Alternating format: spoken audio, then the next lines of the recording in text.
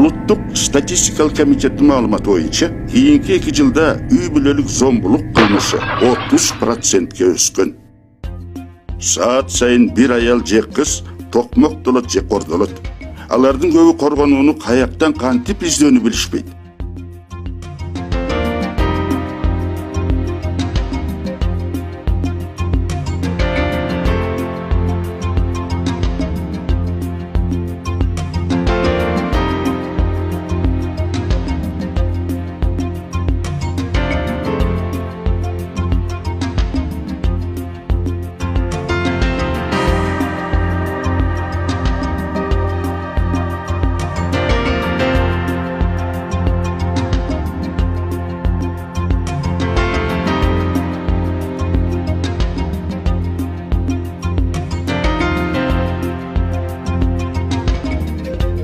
Мамлекеттик бийликтин органдары жана кризистик борборлор ишенимдүү болууңарга жардам берет.